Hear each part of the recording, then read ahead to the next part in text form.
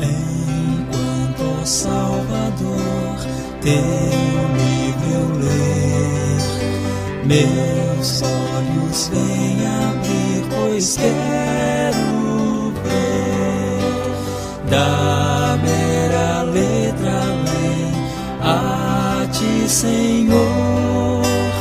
Eu venho a ti, Jesus, meu Redentor. À beira-mar, Jesus, partiste o pão, satisfazendo ali a multidão.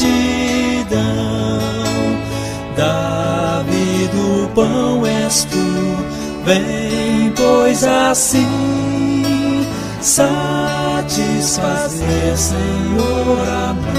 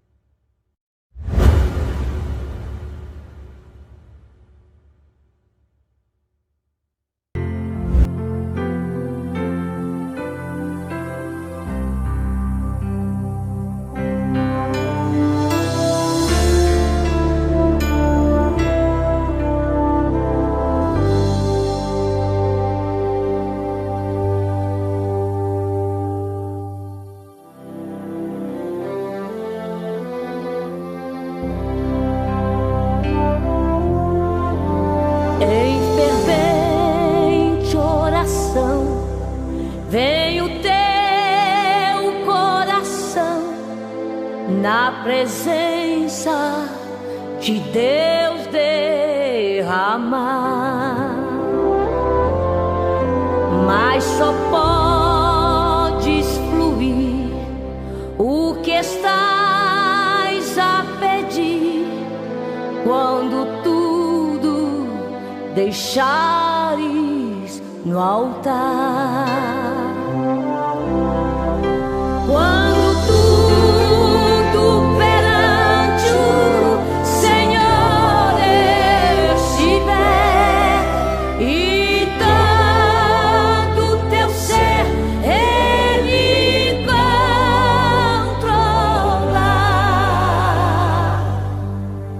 Só então hás de ver que o Senhor tem poder quando tudo deixares no altar.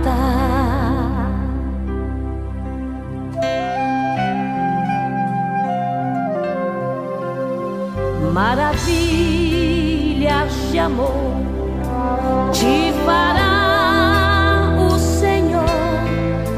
atendendo a oração que aceitar.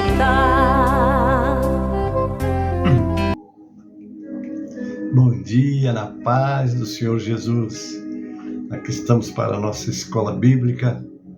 Hoje o nosso tema é o Salmo, que é o prefácio dos Salmos, que é o Salmo 1. Amém, queridos?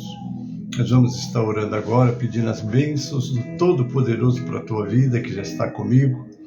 Você que vai entrar depois, através dos grupos, que Deus abençoe grandemente. Hoje, o primeiro domingo de fevereiro, a igreja em São Miguel Paulista, todas as suas congregações, estamos ministrando a Santa Ceia, que nós agora fazemos um dia de consagração até a hora do almoço. Primeiro domingo do mês é separado para a ceia do Senhor, sentarmos à mesa com o Filho de Deus para lembrarmos da sua morte por nós. Amém, querido? Mas agora nós vamos orar para pedir as bênçãos do Todo-Poderoso sobre a tua vida, que já está comigo, sobre aqueles que virão mais tarde. E se algum pedido de oração vai ser colocado, eu já estou pedindo as bênçãos do Senhor sobre as vidas necessitadas. Amém? Oremos. Pai Celeste, em nome de Jesus, entramos na tua presença, pedindo que não nos falte a tua graça, a tua direção, a tua presença, sobretudo aqueles, Pai, que agora vão estar comigo, te louvando, te adorando, aprendendo da tua palavra, sobretudo neste Salmo de Davi, que é um salmo deveras alertador, como viver neste mundo, como vencer todas as armadilhas e laços do adversário e saber como santificar a nossa vida para te adorar em espírito e verdade, Pai. Assim eu peço a tua bênção para esse caderno de oração com todos os pedidos que já foram apresentados, pelos pedidos que serão colocados durante essa ministração, Pai, que as tuas mãos poderosas possam atendê-los e trazer respostas, curas, alívio, socorro. Quero estar colocando nas tuas mãos a tua serva Rita, seu esposo, Raimundo, seu filho Robson, suas filhas, seu lar. Tu sabe as lutas que a tua filha enfrenta, Pai, mas nós sabemos que ali em Mogi Guaçu, na tua igreja, em obra de restauração, ali do Ministério de São Miguel Paulista, nós estamos envolvidos com aqueles que precisam do Senhor, Pai. Abençoa grandemente, eu te peço, também a nossa nação brasileira, os governantes desse país, eu entrego nas tuas mãos e peço sobre todos eles, Pai. Também a tua igreja, que tem a missão de ser o sal e a luz da terra, Pai. Estende as tuas mãos, ajuda, desperta o teu povo para aquele ide de Jesus que nos foi dado como uma missão para tornar Jesus conhecido às vidas, possam estar, ó Deus, em nossos lábios e também nas nossas vidas. Agora eu te peço essa bênção para aqueles que estão comigo, os que vão entrar, e que me prepares nessa ministração e também o coração daqueles que hão de ouvir como uma boa terra que vai receber a boa semente. Eu oro assim, Pai, com ação de graças, em nome de Jesus e para a glória do Senhor Jesus. Amém e amém. Amados, nós já vamos abrir esse trabalho com o nosso 545 do Cantor Cristão, que é o hino que dá e convida todos a virem à escola, amém? 545 do Cantor Cristão. Abre o teu cantor, vamos adorar juntos.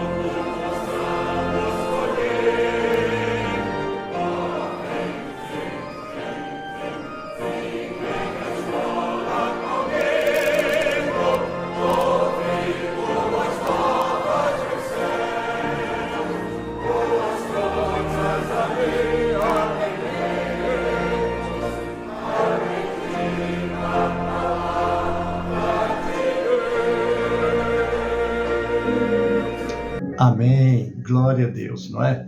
Louvado é o nome do Senhor. Agora eu vou ler o Salmo primeiro,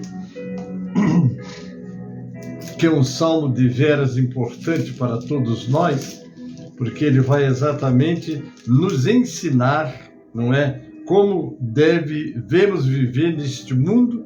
E o salmo fala exatamente daqueles, né, a felicidade dos justos e o castigo dos ímpios. Eu passo a ler: bem-aventurado o varão que não anda segundo o conselho dos ímpios, nem se detém no caminho dos pecadores, nem se assenta na roda dos escarnecedores. Antes, tem o seu prazer na lei do Senhor, e na sua lei medita de dia e de noite, pois será como a árvore plantada junto a ribeiros de águas, a qual dá o seu fruto na estação própria, e cujas folhas não caem, e tudo quanto fizer prosperará. Não são assim os ímpios, mas são como a moinha que o vento espalha. Pelo que os ímpios não subsistirão no juízo, nem os pecadores na congregação dos justos. Porque o Senhor conhece o caminho dos justos, mas o caminho dos ímpios perecerá. Amém, queridos? Nós agora vamos convidar a nossa irmã Márcia para cantar este salmo. Preste atenção, porque ele já vai te transportar para o quanto precisamos de nos prepararmos para estarmos e andarmos na presença do nosso Deus. Amém? Ouçamos.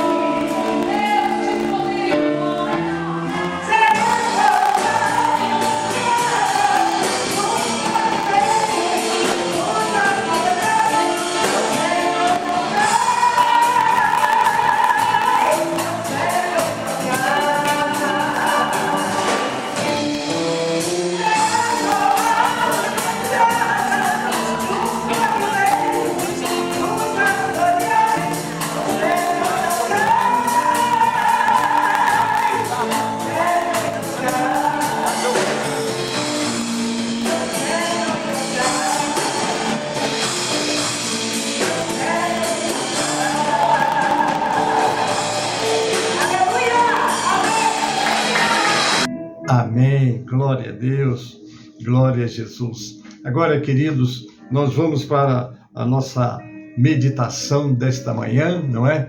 Porque este salmo é considerado pelos estudiosos como o prefácio dos salmos.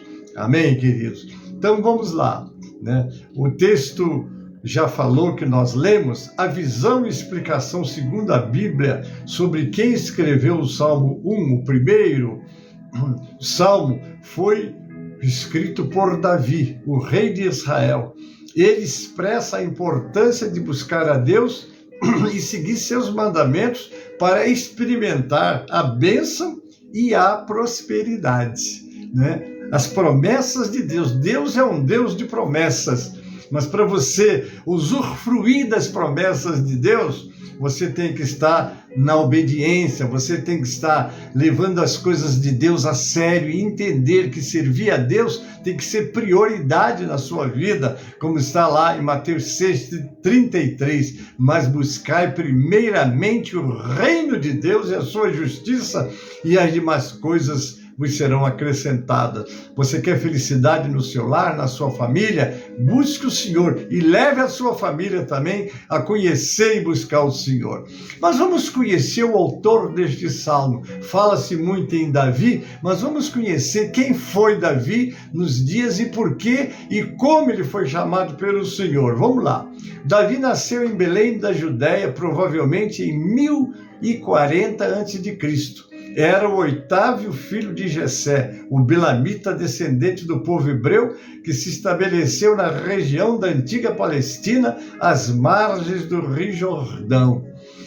As principais informações sobre Davi são provenientes da Bíblia, dos livros de 1º e 2º Samuel, que tratam dos acontecimentos que se situam entre os anos 1040 e 971 a.C.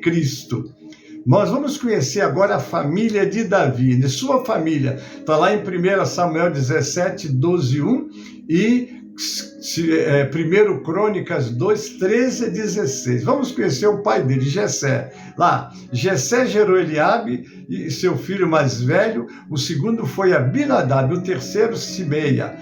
O quarto, Natanael, o quinto, Redai, o sexto, Ozem, o sétimo, Eliú, e o oitavo foi Davi.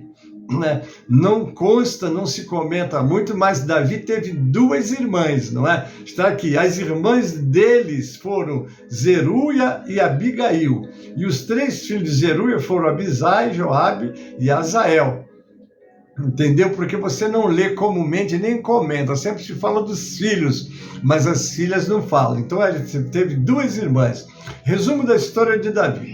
Davi foi um menino pastor, corajoso e valente, que amava o Senhor e confiava profundamente em Deus. Olha, querido, ainda muito jovem foi retirado do pasto, do meio das ovelhas, e foi ungido como futuro rei de Israel. Davi estava destinado a coisas grandiosas, e isso começava a atrair a atenção de todos.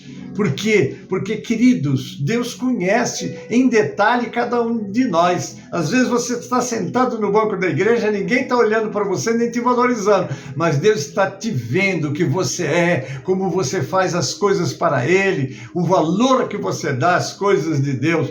Nós temos lá em Atos 13, no capítulo 13, verso 22, na parte B, aí é um testemunho sobre Davi. Olha o que Deus diz: encontrei Davi, filho de Jessé, homem segundo o meu coração, ele fará tudo o que for da minha vontade. Já imaginaram? Os olhos de Deus viram aquele menino e o escolheu, não é, com uma missão especial, como de fato, né? Uma pequena incursão na história dos hebreus. Vamos lá na Terra Prometida. As crescentes dificuldades econômicas fizeram com que muitos hebreus se dirigissem para o rico vale do Nilo, quando foram escravizados. Os historiadores consideram no século 17 a.C. como a data da descida dos hebreus ao Egito. Durante cerca de 500 anos, os hebreus, organizados em 12 tribos, permaneceram em terras egípcias como cativos. A fuga dos hebreus do Egito, conhecida como Êxodo, ocorreu sob a liderança de Moisés, que deveria guiá-los à Terra Prometida. Após 40 anos de jornada pelo deserto, os hebreus acabaram retornando à Palestina sob a liderança de Josué. Já Moisés tinha sido recolhido, como conhecemos a história. Ao chegarem à Palestina, ocuparam a cidade de Jericó e, divididos em tribos, passaram a se reunir em torno de chefes chamados juízes para combater os filisteus, que dominavam todo o território central da Palestina até as margens do Rio Jordão. Vários chefes e reis se destacaram, mas a liderança só viria com Saul, que foi considerado o primeiro rei dos hebreus. Agora vamos a uma particularidade entre Davi e Golias. Na luta contra os filisteus, os 3 irmãos mais velhos de Davi já haviam se alistado para a guerra, servindo o rei Saul. Davi, o irmão mais novo, entrou na corte de Saul como arpista, o músico que acalmava o espírito perturbado do rei e também cuidava do rebanho do seu pai em Belém. Certo dia, ainda adolescente, ao levar provimentos para seus irmãos que estavam combatendo contra os filisteus, se deparou com o guerreiro Golias. Armado com uma funda, atirou uma pedra e acertou a testa do gigante filisteu, que caiu de bruço no chão. Davi correu e parou diante de Golias, pegou a espada dele e acabou de matá-lo, lhe cortando a cabeça. Interessante, queridos, né? Vocês sabem o enredo de toda essa história, não é? Ninguém queria enfrentar o Golias, um homem de 3 metros, né? Imagine, Golias, um menino frágil, um menino que não tinha, assim, como ele ter condições físicas nem militar para enfrentá-lo. Mas ele, pessoalmente, não tinha, mas servia um Deus que é todo-poderoso. Isso nós precisamos guardar na nossa mente, no nosso coração. Às vezes enfrentamos lutas que às vezes nos deixam sem chão, sem saber de onde virá o socorro. Mas não esqueça do Salmo 46. Deus é o nosso refúgio e fortaleza, socorro bem presente na hora da angústia. Então Davi vai vencer o Golias e vai galgar um posto, né? Depois da morte de Golias, o rei Saul nomeou Davi como chefe dos homens de guerra. Ele era estimado por toda a tropa e também pelos ministros de Saul. A inveja tomou conta de Saul, que por várias vezes tentou matar Davi, embora este tivesse sido prometido à sua filha Mical e fosse amigo do seu filho Jonatas. Aqui é um pouquinho da história, não é? Sem ter outra saída, Davi refugiou-se na terra dos filisteus, levando 2 mulheres, Aquinoã e Abigail. Na batalha de Gilboa, Saul perdeu a vida juntamente com seu filho Jonatas, cerca do ano 1010 a.C. Agora vamos conhecer o reinado de Davi, né?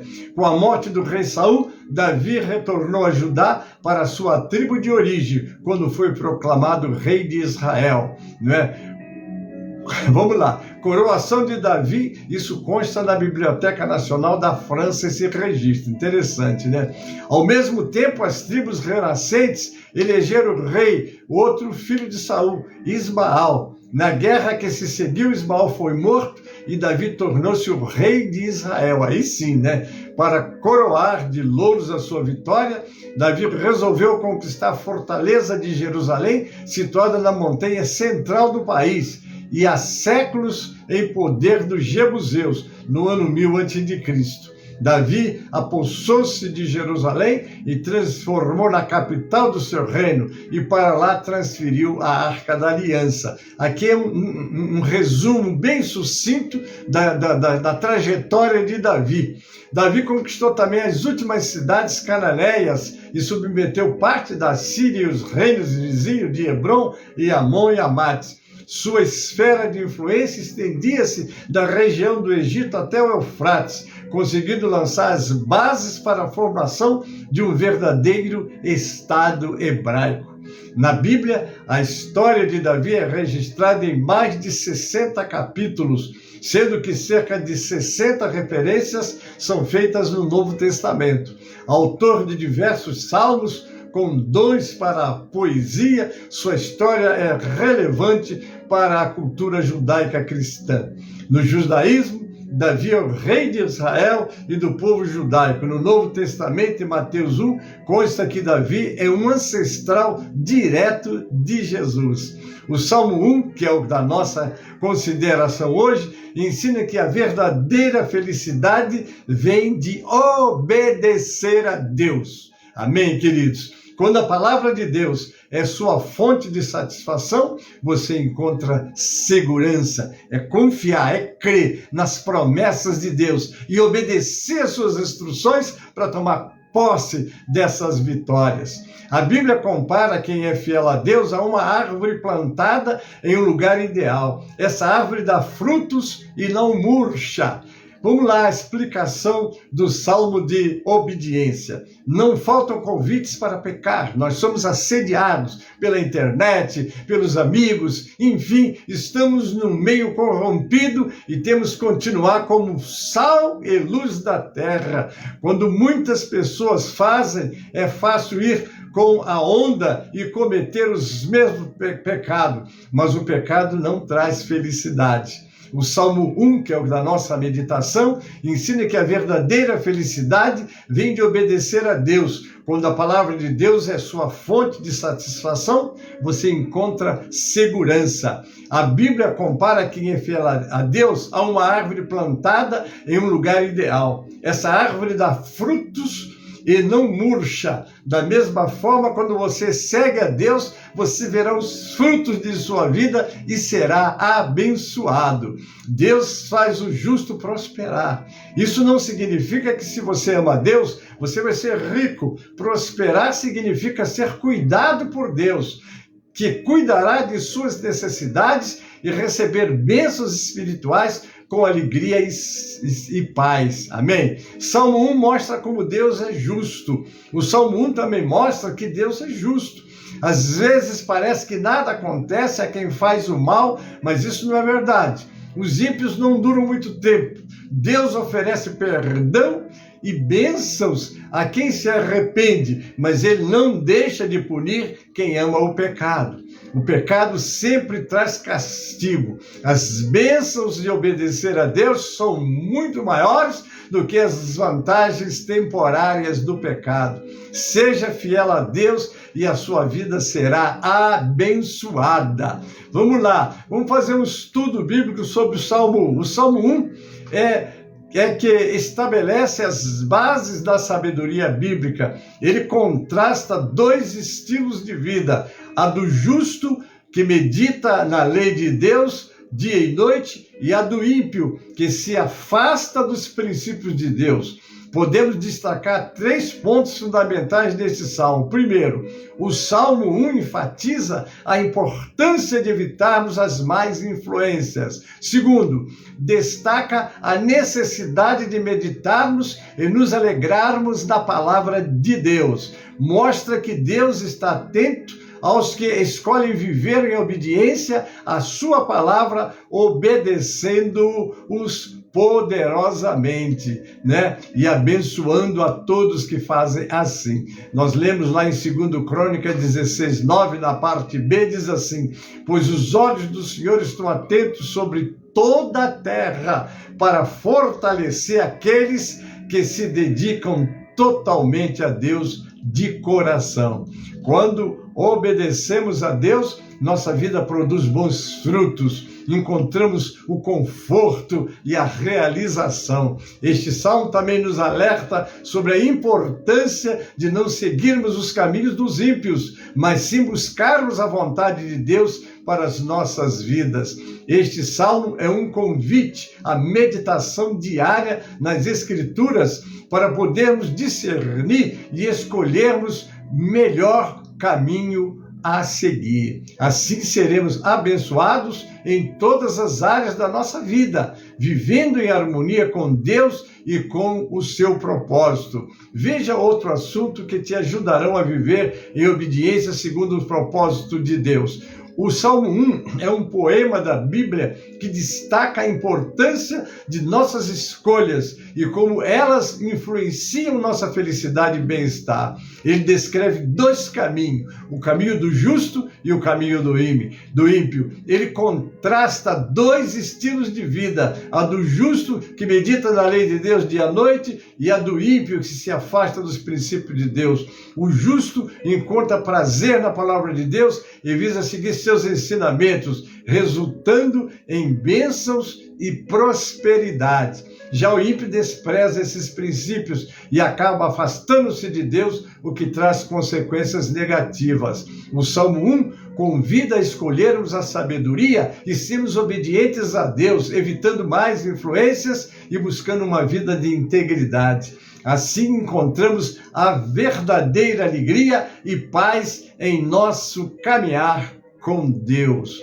No caso dos ímpios, eles obedecem a reis pagãos e não os princípios e mandamentos de Deus Todo-Poderoso. Pessoas teimosas que recusam a verdade e escolhem o caminho das trevas. O primeiro salmo é um exemplo de vida dedicada a Deus. Se todos nós, como cristãos, compreendermos a preciosidade dos versículos que compõem, então teremos uma vida plena e rica diante de Deus. Neste contexto, verifica-se que o caminho do justo passa por abrandar o ritmo ao longo da vida. Bendito seja aquele que não anda no conselho dos ímpios, não se detém no caminho dos pecadores e não se senta no círculo dos zombadores. Segue-se que a perversidade começa com o andar e aceitar maus conselhos de pessoas ímpias. Escolha o caminho certo, não é? É um passo importante na nossa vida. Somos nós que escolhemos o estilo de vida que queremos levar, se andarmos no caminho dos ímpios ou não. Continuamos a discutir a próxima questão. Então, como o justo deve se comportar? Vamos entender isso aí, que é muito importante, que este salmo e essa aula é também um conselho a todos. Essa pergunta leva ao segundo versículo no Salmo 1. O escritor descreve ações dos justos de uma forma positiva. E esse é o tema principal deste salmo. Vamos ao estudo. Então agora vamos detalhar o salmo versículo por versículo. Amém? Vamos lá. Uma análise profunda da sabedoria e bênçãos oferecida pelo Salmo 1 para uma vida plena e próspera. Vamos lá, o Salmo 1 é um dos mais conhecidos e apreciados pelos estudiosos da Bíblia. Ele é considerado um poema, sapiencial, que apresenta sentenças morais, disse ser do livro da Bíblia, Ou seja, um poema que apresenta ensinamentos práticos sobre a vida. Neste artigo, vamos analisar cada versículo do Salmo 1. Vamos lá. Vamos refrescar. Primeiro, bem-aventurado o homem que não anda segundo o conselho dos ímpios, nem se detém no caminho dos pecadores, nem se assenta na roda dos escarnecedores. Este versículo nos apresenta 3 tipos de pessoas que devemos evitar em nossa caminhada: os ímpios, os pecadores e os escarnecedores. Os ímpios são aqueles que não têm temor de Deus e não vivem de acordo com os... Vamos lá, vou repetir. Os ímpios são aqueles que não têm temor de Deus e vivem de acordo com os seus próprios interesses. Os pecadores são aqueles que transgridem os mandamentos de Deus.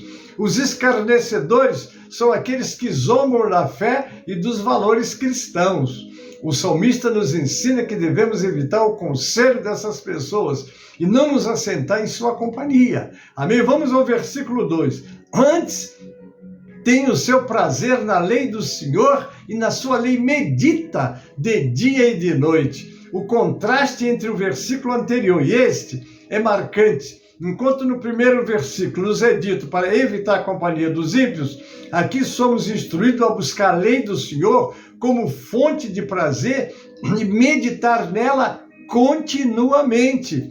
Quando nós lemos Colossenses 3, 16 e 17, registra: habite ricamente em vocês a palavra de Cristo, ensinem e aconselhem-se uns aos outros com toda a sabedoria e cantem salmos, hinos e cânticos espirituais com gratidão a Deus em seu coração. O 17, e tudo que fizerem, seja em palavra, seja em ação, façam-no em nome do Senhor Jesus, dando por meio dele graças a Deus o Pai.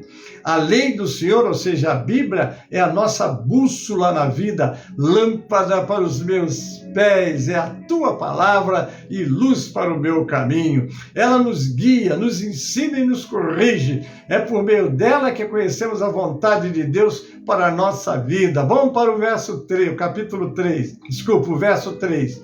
pois será como a árvore plantada junto a ribeiro de águas, a qual dá o seu fruto na estação própria e cujas folhas não caem. E tudo quanto fizer prosperará. Guarda esta palavra, prosperará. Você tem sentido que tudo que você faz prospera? Porque essa é a promessa, prosperará. Mas a condição está lá atrás. É você meditar, é você respeitar, é você viver em obediência a Deus. Este versículo usa uma imagem muito bonita e poética para descrever a vida do homem que busca a Deus e medita em sua lei. Ele é comparado a uma árvore plantada junto a ribeiros de águas, ou seja, que tem acesso constante a águas e por isso é frutífera e resistente.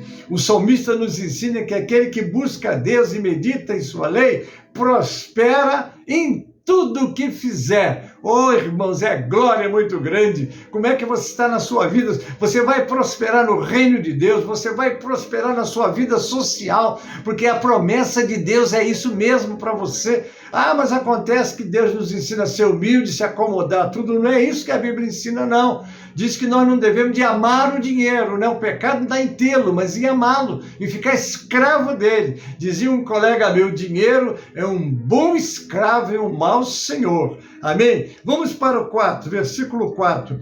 Não são assim os ímpios, mas semelhantes à moinha que o vento espalha.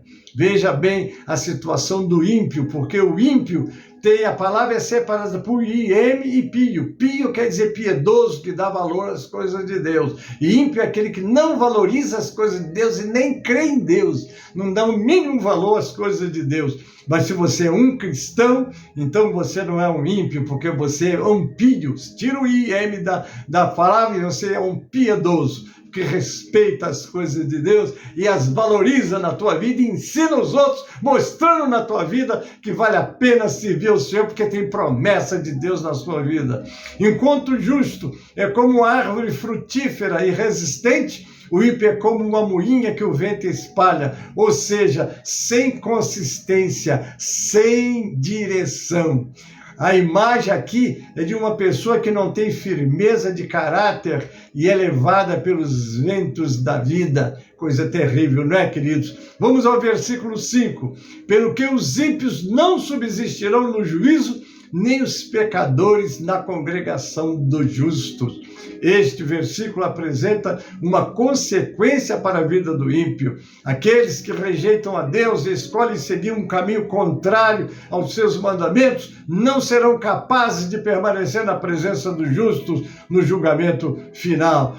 É importante notar que essa não é uma punição arbitrária ou cruel, mas sim uma consequência natural da escolha de viver uma vida diante de Deus. É você que escolhe, como está lá em Gálatas 6, 7, 8. Não se deixe enganar, de Deus não se zomba, pois o que o homem semear, isso colherá.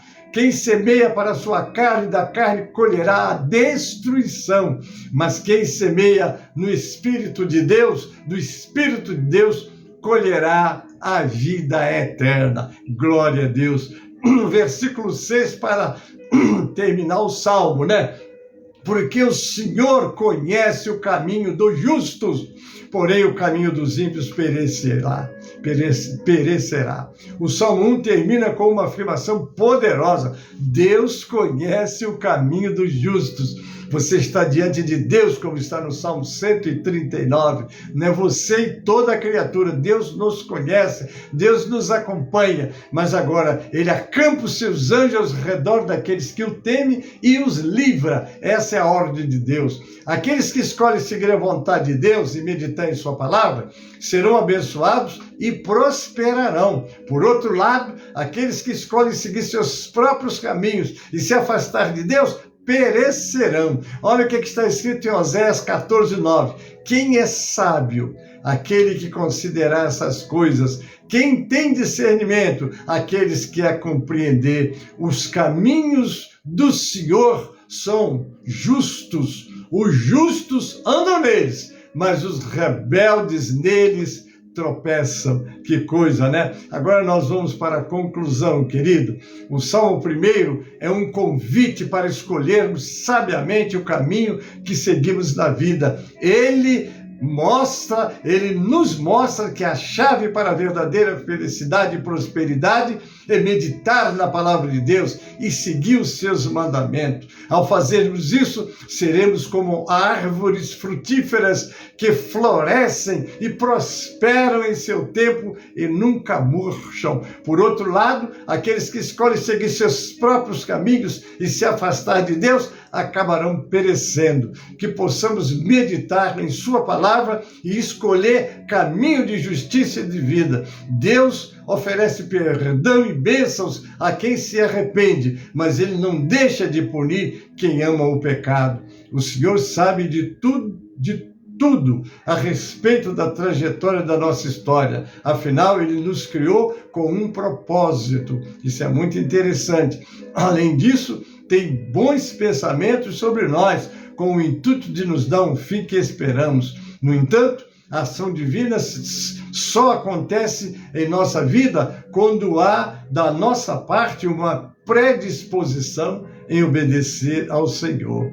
O abandono das próprias vontades e dos prazeres e anseios humanos, somando a busca sincera de conhecer mais a Deus, nos posicionam em um lugar de transformação. Nos tornamos uma árvore plantada junto aos ribeiros e damos fruto no tempo certo, porque ele passa a ser o centro da nossa existência, o fundamento da nossa casa e da nossa vida. O pecado sempre traz castigo. As bênçãos de obedecer a Deus são muito maiores que as vantagens temporárias do pecado. Seja fiel a Deus e a sua vida será abençoada. Amém, querido? Deus abençoe a todos. E nós vamos agora estar ouvindo mais uma vez um louvor especial com a Márcia Costa e depois voltamos exatamente para fazer a finalização. Deus abençoe a todos em nome de Jesus.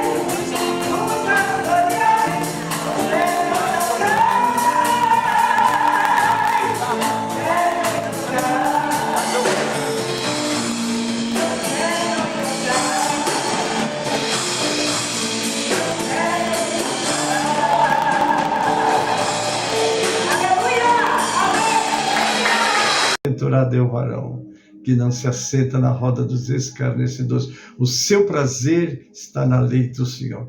Deus te abençoe, Deus te guarde. Agora vamos a conhecer os aniversariantes desta semana. Você fez aniversário essa semana? Parabéns. Deus te abençoe e essa data seja multiplicada com muita alegria na presença do Senhor. E como diz o verso do aniversariante, o Salmo 90:12, ensina-nos a contar os nossos dias de tal maneira que alcancemos corações sábios. Deus te abençoe e te multiplique muito e muito. Amém?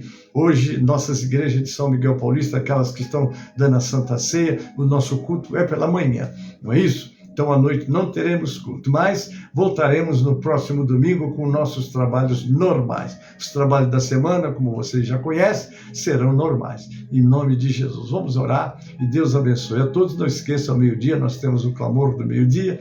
Às 18 horas nós temos o clamor das 18 horas com as nossas irmãs e com certeza Deus tem uma palavra para o teu coração.